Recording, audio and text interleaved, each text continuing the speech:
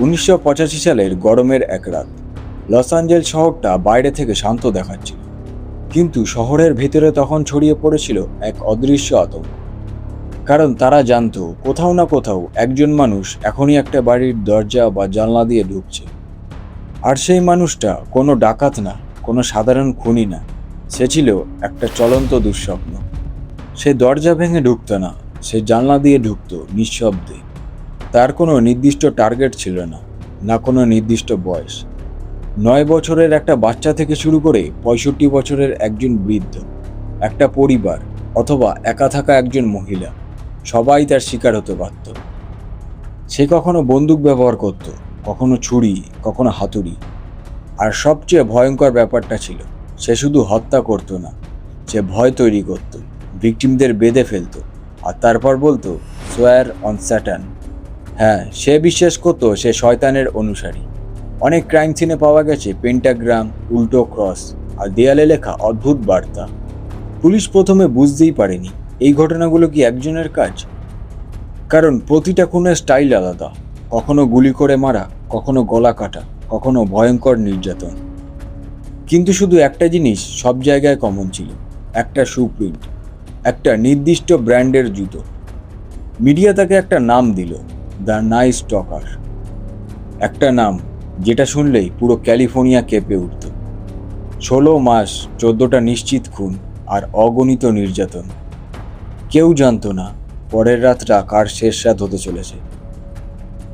কিন্তু সবচেয়ে বড় প্রশ্নটা ছিল, কে এই মানুষটা, কেন সে এটা করছে, আর কিভাবে সে এতদিন ধরে ধরা পড়ল না। এই গল্পটা শুধু একটা সিরিয়াল কিলারের না, এটা একটা শহরের আতঙ্কের গল্প, একটা তদন্তের গল্প, আর একটা মানুষের যে নিজেকে বলতো শয়তানের সৈনিক। এটাই রিচার্ড র্যামিরেজের গল্প।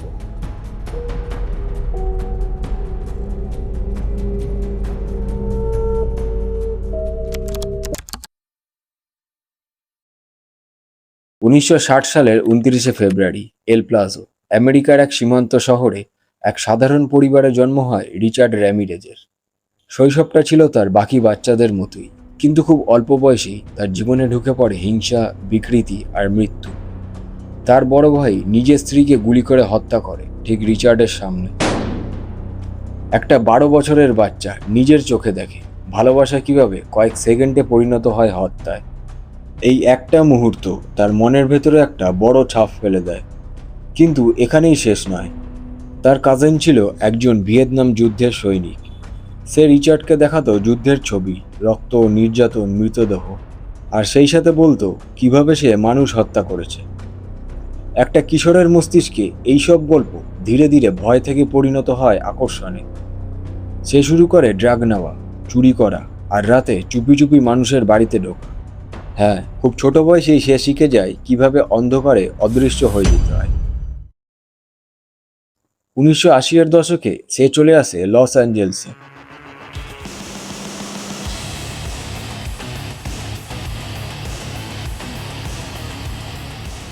এই সময় তার কোনো স্থায়ী বাড়ি নেই, কোনো কাজ নেই, শুধু একটা লক্ষ্যহীন জীবন আর ভেতরে জমে থাকা এক বিরাট অন্ধকার।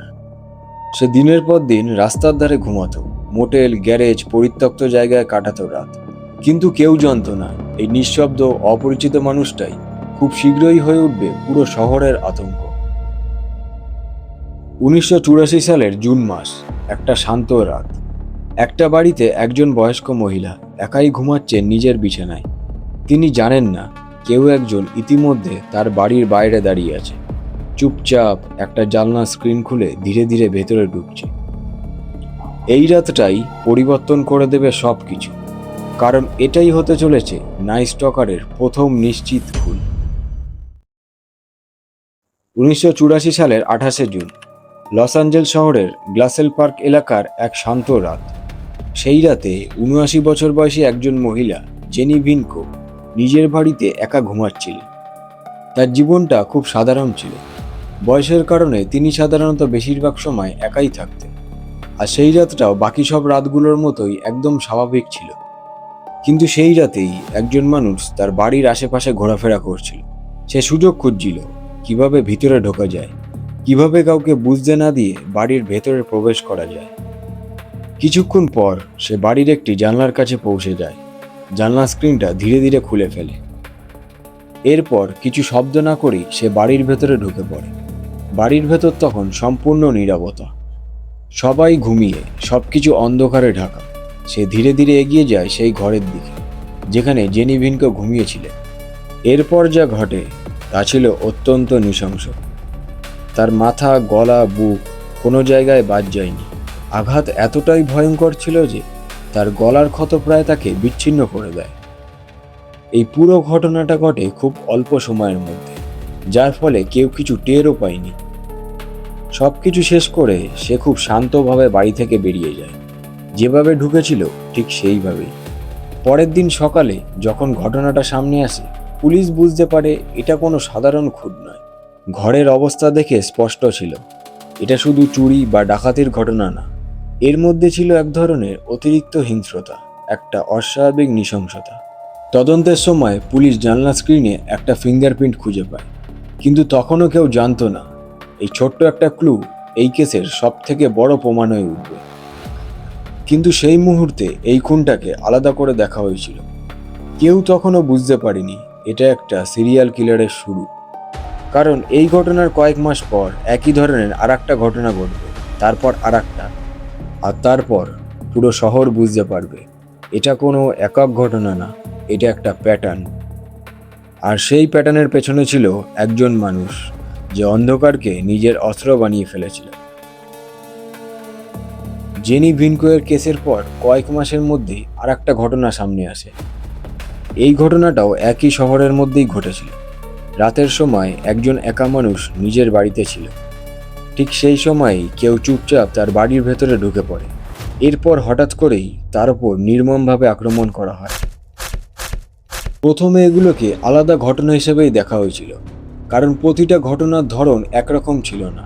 কখনো গুলি, কখনো ছুরি, আর কখনো ভয়ঙ্কর নির্যাতন। এই কারণেই তদন্তকারীরা প্রথম দিকে কোনো স্পষ্ট সংযোগ খুঁজে পাচ্ছিল না। কিন্তু ধীরে ধীরে কিছু ছোট ছোট বিষয় সামনে আসতে শুরু করে। প্রতিটা ঘটনার মধ্যে একটা জিনিসই মিল ছিল, ঘরের ভেতরে ঢোকার পদ্ধতি। আর একটা বিষয়, ভিকটিমদের অবস্থা। তাদের অনেককেই বেঁধে ফেলা হয়েছিল, ভয় দেখানো হয়েছিল, এবং অনেক ক্ষেত্রে একই ধরনের অস্বাভাবিক নৃশংসতা দেখা গিয়েছিল। এরপর তদন্তকারীরা খুঁজে পায় একটা গুরুত্বপূর্ণ ক্লু। একাধিক ক্রাইম সিনে একই ধরনের জুতোর ছাপ পাওয়া যায়, একটা নির্দিষ্ট ব্র্যান্ড, অ্যাভিয়া। এই জুতোর ছাপটা ধীরে ধীরে তদন্তের কেন্দ্রবিন্দু হয়ে ওঠে, কারণ এটা প্রমাণ করছিল এই ঘটনাগুলোর পেছনে সম্ভবত একই মানুষ রয়েছে। এখানেই শেষ না, কিছু ঘটনায় একই ধরনের বুলেট ব্যবহার করা হয়েছে, 22 ক্যালিবার আর পরে 25 ক্যালিবার। ব্যালিস্টিক রিপোর্টগুলো ধীরে ধীরে একে অপরের সাথে মেলাতে শুরু করে, এবং তখন পুলিশ প্রথমবারের মতন বুঝতে পারে এটা কোনো একক খুন না, এটা একজন মানুষের কাজ, একজন সিরিয়াল কিলার যে রাতের অন্ধকারে এলোমেলোভাবে মানুষ বেছে নিচ্ছে। মিডিয়া এই ঘটনাগুলো নিয়ে রিপোর্ট করা শুরু করে, আর খুব শীঘ্রই একটা নাম ছড়িয়ে পড়ে চারিদিকে, দ্য নাইট স্টকার। এই নামটা শুধু একটা টাইটেল ছিল না, এটা ছিল একটা আতঙ্ক। মানুষ রাতের বেলা জানলা বন্ধ রাখতে শুরু করে, দরজায় অতিরিক্ত তালা লাগানো হয়, অনেকে অস্ত্র নিয়ে ঘুমাতে শুরু করে, কারণ কেউ জানতো না পরের দিন শিকার কে হবে। কিন্তু সবচেয়ে ভয়ের বিষয়টা ছিল এই খুনি কোনো নির্দিষ্ট মানুষকে টার্গেট করছিল না, না বয়স, না লিঙ্গ, না এলাকা, কিছুই ম্যাটার করছিল না। সে শুধু সুযোগ খুঁজছিল, আর একবার সুযোগ পেলেই সে আঘাত করবে। এখন পুরো শহর জানতো একটা অদৃশ্য ছায়া তাদের আশেপাশে ঘুরে বেড়াচ্ছে, কিন্তু পুলিশ তখনও জানতো না এই ছায়ার পেছনে আসলে কে আছে। 1985 সালের মার্চ মাস, ততদিনে বেশ কয়েকটা অদ্ভুত এবং নির্মম ঘটনা ঘটে গিয়েছিল, কিন্তু পুলিশ এখনও পুরো বিষয়টাকে একসাথে জোড়া লাগাতে পারেনি। 27 মার্চ 1985, হোয়াইটার এলাকার একটি বাড়ি।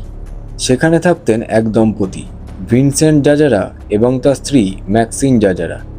সেই রাতেই তারা নিজেদের বাড়িতে স্বাভাবিকভাবে ঘুমাচ্ছিলেন, কিন্তু কিছুক্ষণের মধ্যেই একজন মানুষ তাদের বাড়িতে ঢুকে পড়ে। এইবারও সে দরজা ভেঙে ঢোকেনি, সে খোলা জানলা দিয়ে চুপচাপ ভেতরে প্রবেশ করেছিল। প্রথমে সে ভিনসেন্টের ঘরে যায়, তিনি তখন গভীর ঘুমে আচ্ছন্ন। সেই অবস্থাতেই তাকে খুব কাছ থেকে গুলি করা হয়, আর ঘটনাস্থলেই তার মৃত্যু হয়।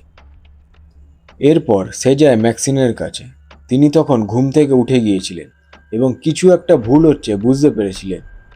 আক্রমণকারী দ্রুত এসে তাকে বেঁধে ফেলে এবং মারধর শুরু করে, কিন্তু ম্যাক্সিনি হাল ছাড়েননি।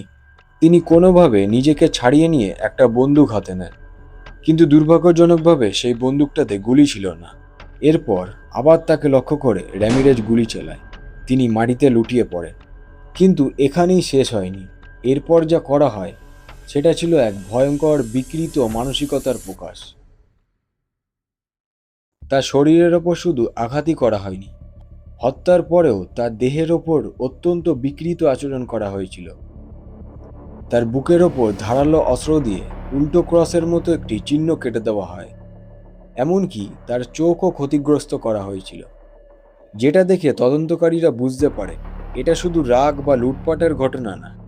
এই আক্রমণের মধ্যে এক ধরনের মানসিক বিকৃতি এবং ভয় সৃষ্টি করার উদ্দেশ্য ছিল।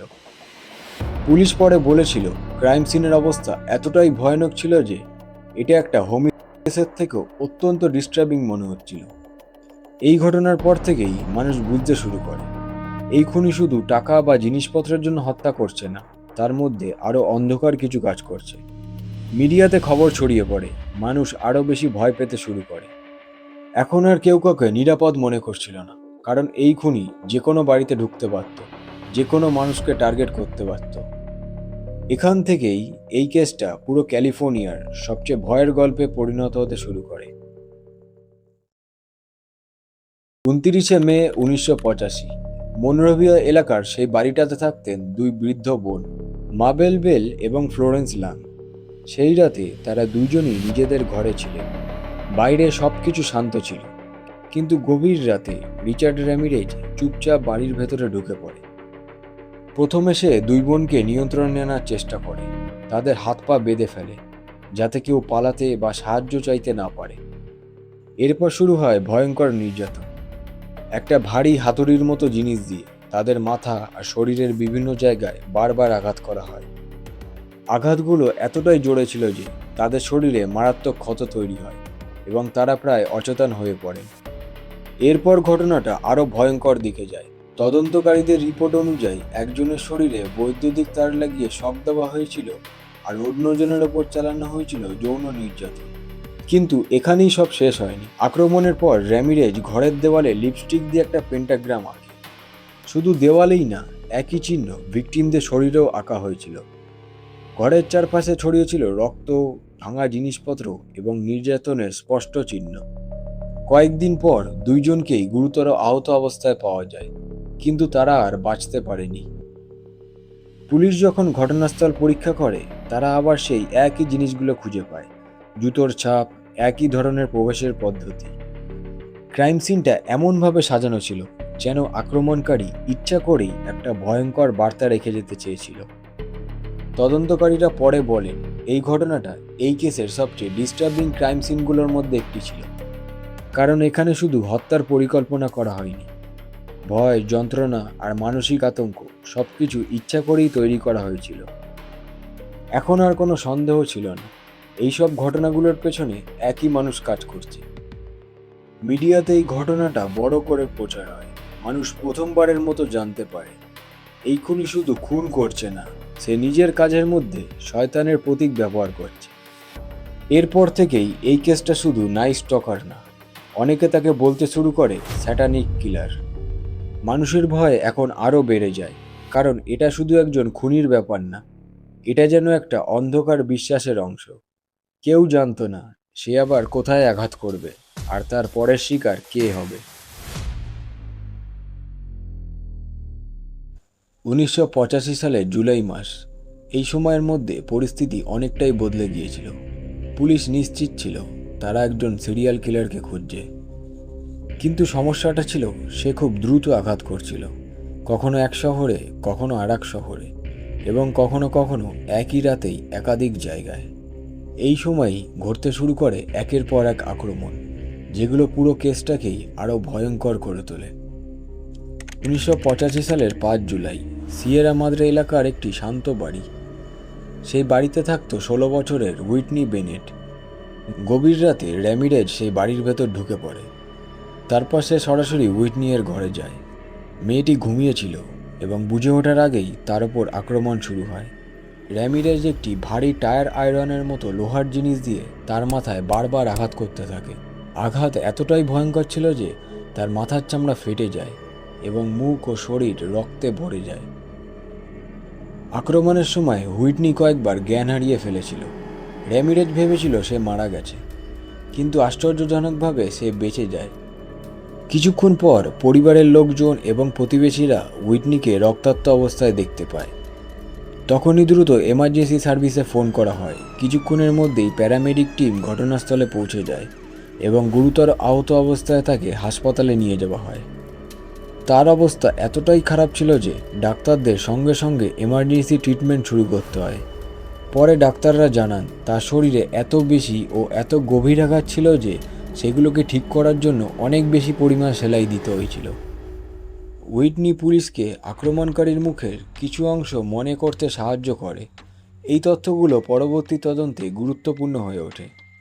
এর মাত্র 2 দিন পর 7 জুলাই 1985 একই দিনে ঘটে যায় আরও 2টি হামলা। প্রথম ঘটনাটি ঘটে একজন বৃদ্ধ মহিলা জোয়েস নেলসনের বাড়িতে। র্যামিরেজ বাড়িতে ঢুকে তাকে ঘুমন্ত অবস্থায় আক্রমণ করে। তাকে এত নির্মমভাবে মারধর করা হয়েছিল যে তার মুখ এবং মাথা মারাত্মকভাবে ক্ষতিগ্রস্ত হয়। তদন্তকারীরা পরে জানান তার মুখের ওপর পর্যন্ত জুতোর দাগ পাওয়া গিয়েছিল। এই জুতোর ছাপটাই আবার এভিয়া স্নিকারের সাথে মিলে যায়। জয়েস নেলসন ঘটনাস্থলেই মারা গিয়েছিলেন। কিন্তু সেই রাতেই র্যামিরেজ আরেকটি বাড়িতে ঢুকে পড়েন। সেখানে ছিলেন সোফিয়া ডিকম্যান। প্রথমে তাকে নিয়ন্ত্রণে আনার চেষ্টা করা হয়। তাকে হ্যান্ডক্রাফট দিয়ে বেঁধে ফেলা হয়। তারপর ঘরের ভেতরে তছনছ শুরু হয়। গয়না, টাকা এবং মূল্যবান জিনিসপত্র খোঁজা হচ্ছিল।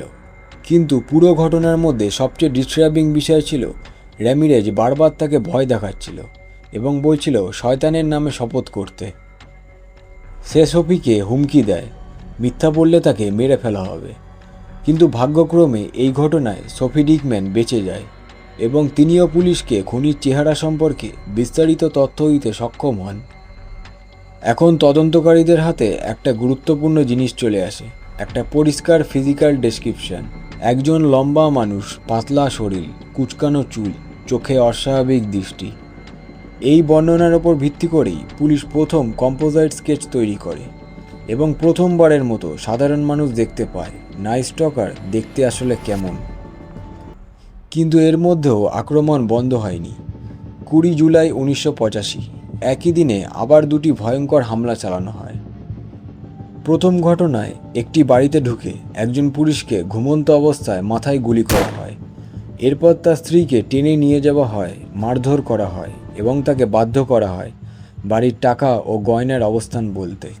তদন্তকারীদের রিপোর্ট অনুযায়ী এই হামলার সময়ও র্যামিরেজ স্যাটানের নামে শপথ করতে বাধ্য করেছিল। এরপর সেই একই দিনে আরেকটি বাড়িতে আক্রমণ করা হয়। এইবার ব্যবহৃত হয় একটি মাসেটি।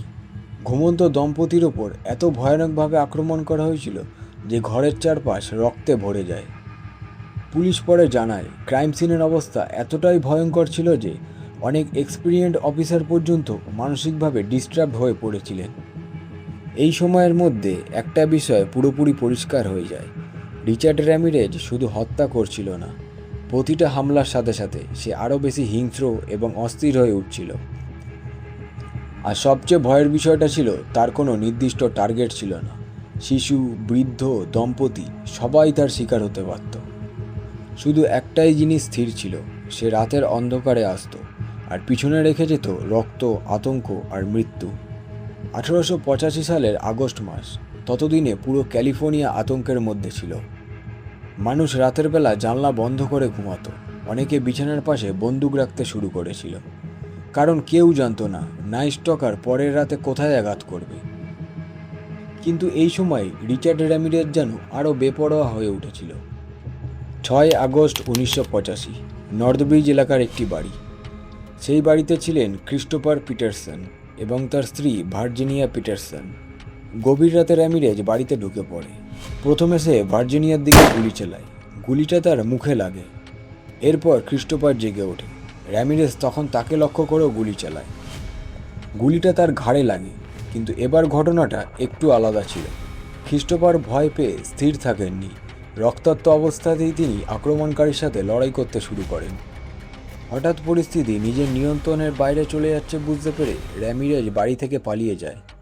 এই ঘটনাটা গুরুত্বপূর্ণ ছিল কারণ দুইজন ভিকটিমই বেঁচে যান এবং তারা পরে পুলিশকে খুনির আচরণ, চেহারা এবং গাড়ি সম্পর্কে গুরুত্বপূর্ণ তথ্য দিতে সক্ষম হন। এর মাত্র 2 দিন পর 8 আগস্ট 1985 ডায়মন্ডবার্গ এলাকার আরেকটি বাড়ি। সেই বাড়িতে ছিলেন ইলিয়াস আবোয়াত এবং তার স্ত্রী সাকিনা আবোয়াত। তাদের ছোট শিশুটিও বাড়িতেই ছিল। গভীর রাতে র্যামিরেজ আবার বাড়িতে ঢুকে পড়ে।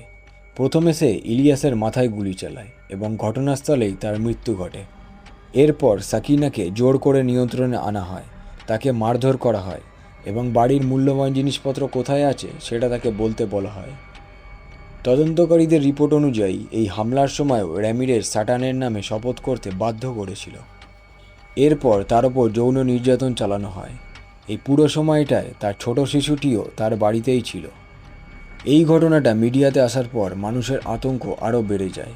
17 আগস্ট 1985 এইবার র্যামিরেজ চলে যায় সান ফ্রান্সিসকো শহরে। সেখানে একটি বাড়িতে থাকতেন পিটার প্যান এবং বারবারা প্যান নামের এক দম্পতি। প্রথমেই পিটার প্যানকে খুব কাছ থেকে গুলি করা হয় এবং তিনি বিছানাতেই মারা যান। এরপর বারবারার ওপর আক্রমণ করা হয়, তাকে মারধর করা হয়, যৌন নির্যাতন করা হয় এবং তার মাথা লক্ষ্য করে গুলি করা হয়। কিন্তু আশ্চর্যজনকভাবে এই গুলিটা তার মাথায় লাগেনি এবং বারবারা বেঁচে যান। এই ঘটনার পর রামিরেজ দেওয়ালে লিপস্টিক দিয়ে কিছু লিখে যায়, সাথে আঁকা হয় একটা পেন্টাগ্রাম। এই ধরনের সিগনেচার এখন প্রতিটা কেসের একটা অংশ হয়ে দাঁড়িয়েছে। সে যেন প্রতিটা কেসে নিজের একটা চিহ্ন রেখে যেতে চাইছিল। কিন্তু এই হামলার পরই তদন্তে একটা বড় পরিবর্তন আসে, কারণ এই সময়ের মধ্যে পুলিশ বিভিন্ন ক্রাইম সিনের ব্যালিস্টিক্স, সুপ্রিন্ট এবং উইটনেস স্টেটমেন্ট একসাথে জোড়া লাগাতে শুরু করেছিল। এবং ঠিক তখনই একটা ছোট ভুল করে বসে র্যামিরেজ। 28 আগস্ট 1985 মিশন ভিজিও এলাকার একটি বাড়ির বাইরে 13 বছরের জেমস রোমিও জুনিয়র একটা সন্দেহজনক গাড়ি দেখতে পায়। সে লক্ষ্য করেছিল একজন অচেনা মানুষ বাড়ির দিকে এগিয়ে আসতে। পরিস্থিতি অস্বাভাবিক মনে হওয়ায় সে চিৎকার করে ওঠে। এই কারণে র্যামিরেজ ভয় পেয়ে সেখান থেকে পালিয়ে যায়। কিন্তু পালানোর সময় গাড়ির একটা গুরুত্বপূর্ণ তথ্য থেকে যায়, লাইসেন্স প্লেটের কিছু অংশ। আর এই ছোট্ট তথ্যটাই পুরো তদন্তের মোড় ঘুরিয়ে দেয়। পুলিশ সেই গাড়িটা খুঁজে বের করে। এরপর তারা ফিঙ্গারপ্রিন্ট এবং ক্রিমিনাল রেকর্ড মিলিয়ে একটা নাম খুঁজে পায়, রিচার্ড র্যামিরেজ। এখন প্রথমবারের মতো পুলিশের হাতে একজন বাস্তব সন্দেহভাজন ছিল, আর খুব শীঘ্রই আমেরিকা তার মুখ দেখতে চলেছিল। 1985 সালের আগস্ট মাসের শেষের দিকে ততদিনে তদন্তকারীরা অবশেষে একটা নাম খুঁজে পেয়েছিল, রিচার্ড র্যামিরেজ। গাড়ির তথ্য, ফিঙ্গারপ্রিন্ট, পুরনো ক্রিমিনাল রেকর্ড সব কিছু একসাথে মিলিয়ে পুলিশ নিশ্চিত হয়ে যায় এটাই সেই মানুষ যাকে পুরো ক্যালিফোর্নিয়া খুঁজছে। এরপর পুলিশ তার পুরনো মার্কশট সংগ্রহ করে। একটা কালো চুলের রোগা মানুষ, চোখে অদ্ভুত দৃষ্টি, মুখ ঠান্ডা, অস্বস্তিকর অভিব্যক্তি। এই ছবিটা খুব দ্রুত টেলিভিশন, সংবাদপত্র আর নিউজ চ্যানেলে ছড়িয়ে পড়ে। এখন পুরো শহর তার মুখ চিনে গেছে। মানুষ আতঙ্কিত হয়ে পড়ে, কারণ এখন তারা জানতো এই মানুষটা শুধু বাস্তবই না, সে এখনও মুক্ত অবস্থায় ঘুরে বেড়াচ্ছে। 31 আগস্ট 1985 সকালের দিকে র্যামিরেজ বাসে করে লস অ্যাঞ্জেলসে ফিরে আসে। সে জানতো না ইতিমধ্যে তার মুখ পুরো শহরে ছড়িয়ে পড়েছে। রাস্তা দিয়ে হাঁটার সময় কিছু মানুষ তাকে চিনে ফেলে। প্রথমে একজন মহিলা চিৎকার করে ওঠে, তারপর আরেকজন। ওই লোকটাই নাইট স্টকার। পরিস্থিতি কয়েক সেকেন্ডের মধ্যেই বদলে যায়। লোকজন তাকে ধাওয়া করতে শুরু করে। র্যামিরেজ দৌড়ে পালানোর চেষ্টা করে। সে একটা গাড়ি ছিনতাই করারও চেষ্টা করেছিল, কিন্তু সে ব্যর্থ হয়। এরপর সে রাস্তা দিয়ে দৌড়াতে থাকে, আর পেছনে জমতে থাকে উত্তেজিত জনতা। কিছু মানুষ লোহার রড নিয়ে এগিয়ে আসে, কেউ তাকে ঘুষি মারে, কেউ তাকে মাটিতে ফেলে দেয়। তদন্তকারীর রিপোর্ট অনুযায়ী র্যামিরেজকে রাস্তায় ফেলে সাধারণ মানুষ মারধর শুরু করেছিল, কারণ এই মানুষটার জন্যই মাসের পর মাস পুরো শহর আতঙ্কে ছিল। একসময় সে উঠে পালানোর ক্ষমতাও হারিয়ে ফেলে। রক্তাক্ত অবস্থায় সে মাটিতে পড়ে যায়। পুলিশ ঘটনাস্থলে পৌঁছানোর আগে পর্যন্ত স্থানীয় মানুষজনই তাকে আটকে রেখেছিল। অবশেষে কিছুক্ষণ পরেই পুলিশ এসে তাকে গ্রেপ্তার করে। যে মানুষটা এতদিন রাতের অন্ধকারে বাড়িতে বাড়িতে ঢুকছিল, যে মানুষটা এতদিন পুলিশকে ফাঁকি দিয়েছিল, শেষ পর্যন্ত সে ধরা পড়েছিল সাধারণ মানুষের হাতেই। গ্রেপ্তারের পর পুলিশ তার শরীর এবং পোশাকে আঘাতের চিহ্ন দেখতে পায়, কারণ গ্রেপ্তারের আগে জনতা তাকে ভালোই মারধর করেছিল। এরপর তদন্তকারীরা তার বাড়ি এবং জিনিসপত্র তল্লাশি করে। সেখানে পাওয়া যায় চুরি করা গয়না, অস্ত্র এবং বিভিন্ন ক্রাইম সিনের সাথে মিলে যাওয়া প্রমাণ। এখন আর কোনো সন্দেহ ছিল না, নাইট স্টকার অবশেষে ধরা পড়েছে। কিন্তু গল্পটা এখানেই শেষ হয়নি, কারণ সামনে অপেক্ষা করছিল আমেরিকার সবচেয়ে আলোচিত সিরিয়াল কিলার ট্রায়ালগুলোর একটা। আদালতে রিচার্ড র্যামিরেজ এমন কিছু আচরণ করতে চলেছিল যা মানুষকে আরও বেশি আতঙ্কিত করে তুলবে। 1988 সাল, 3 বছর তদন্ত চলার পর অবশেষে শুরু হয় রিচার্ড র্যামিরেজ ট্রায়াল। এই বিচার শুধু একটা সাধারণ ক্রিমিনাল ট্রায়াল ছিল না, পুরো আমেরিকার মিডিয়া এই কেসের দিকে তাকিয়েছিল, কারণ আদালতে হাজির হতে চলেছিল সেই মানুষটা যাকে সবাই চিনত নাইট স্টকার নামে। কিন্তু আদালতে ঢোকার পরও রিচার্ড র্যামিরেজের আচরণ মানুষকে অবাক করে দেয়। সে কোনো অনুশোচনা দেখায়নি, বরং ক্যামেরার সামনে হাসত, হাতের তালুতে পেন্টাগ্রাম এঁকে দেখাতো, এমনকি আদালতেই স্যাটানের চিহ্ন ব্যবহার করত। একদিন আদালতে ঢুকে সে হাত তুলে বলে, হালি স্যাটান। এই ঘটনাটা সঙ্গে সঙ্গে সংবাদ মাধ্যমে ছড়িয়ে পড়ে, আর মানুষ আরও বেশি বিশ্বাস করতে শুরু করে এই মানুষটা শুধু একটা সিরিয়াল কিলার না, তার মধ্যে সত্যিকারেরই মানসিক বিকৃতি ছিল। বিচারের সময় এক এক করে সার্ভাইভার্স আদালতে সাক্ষ্য দিতে শুরু করেন। হুইটনি বেনেট, সোফি ডিকম্যান, ইনেস ইরিকসন এবং আরও অনেকে তার মুখোমুখি দাঁড়িয়ে সেই রাতগুলোর কথা বর্ণনা করে। অনেকের কণ্ঠ কাঁপছিল, অনেকে কান্না থামাতে পারছিলেন না, কারণ তারা শুধু একজন খুনিকে দেখছিলেন না, তারা সেই মানুষটার দিকে তাকিয়েছিলেন যারা তাদের জীবনের সবচেয়ে ভয়ঙ্কর রাতের কারণ ছিল। এরপর আদালতে একে একে উপস্থাপন করা হয় ফিঙ্গারপ্রিন্ট এভিডেন্স, আবিয়া shoeprint, ballistic report, survivor identifications. সব প্রমাণ ধীরে ধীরে একই মানুষের দিকে ইঙ্গিত করছিল। অবশেষে 20 সেপ্টেম্বর 1989 সালে জুডি রিচার্ডকে একাধিক মার্ডার এবং ব্রুগলারি চার্জে দোষী সাব্যস্ত করা হয়, আর কয়েক সপ্তাহ পর আদালত তাকে ডেথ সেন্টেন্স দেয়। রায় শোনার পরও তার মুখে একটা পরিবর্তন দেখা যায়নি, বরং সে ঠান্ডা গলায় বলেছিল, big deal, death always went with the territory. অর্থাৎ মৃত্যুকে সে যেন আগেই তার জীবনের অংশ ধরে নিয়েছিল। এরপর তাকে ক্যালিফোর্নিয়ার ডেথ রো প্রিজনে পাঠানো হয়। সেখানে থেকেও রিচার্ড র্যামিরেজকে ঘিরে বিতর্ক থামেনি। অবিশ্বাস্য হলেও সত্যি, জেলে থাকাকালীনও অনেক মেয়ে তাকে লাভ লেটার পাঠাতেন, কেউ কেউ তাকে অ্যাট্রাকটিভ পর্যন্ত মনে করতেন, এমনকি একজন নারী তাকে জেলেই বিয়ে করেছিলেন। এই ঘটনাগুলো দেখে অনেক ক্রিমিনোলজিস্ট পরে প্রশ্ন তুলেছিলেন, কেন কিছু মানুষ এত ভয়ঙ্কর অপরাধীর ওপরও আকর্ষণ অনুভব করে। কিন্তু সময়ের সাথে সাথে নাইট স্টকারের আতঙ্ক ধীরে ধীরে ইতিহাসে পরিণত হয়। 2013 সালে জেলে থাকাকালীন রিচার্ড র্যামিরেজের মৃত্যু হয়। তখন তার বয়স ছিল 53 বছর। কিন্তু তার মৃত্যুর পরও তার করা অপরাধগুলো মানুষের স্মৃতি থেকে মুছে যায়নি, কারণ এই কেসটা শুধু একজন সিরিয়াল কিলারের গল্প ছিল না, এটা ছিল একটা শহরের আতঙ্কের গল্প। এটা ছিল রাত নামলেই জানলা বন্ধ করে দেওয়া মানুষের গল্প।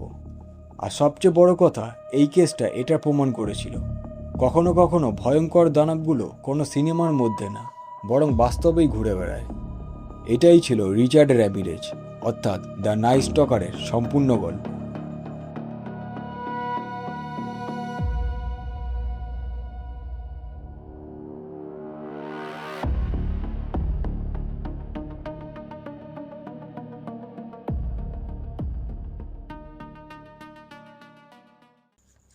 তো বন্ধুরা, ভিডিওটি কেমন লাগলো অবশ্যই কমেন্টে জানান, আর আপনার কোনো মতামত থাকলেও দিতে পারেন। চ্যানেলটিতে নতুন হলে কিন্তু সাবস্ক্রাইব করতে ভুলবেন না। খুব শীঘ্রই দেখা হচ্ছে পরবর্তী ভিডিওতে।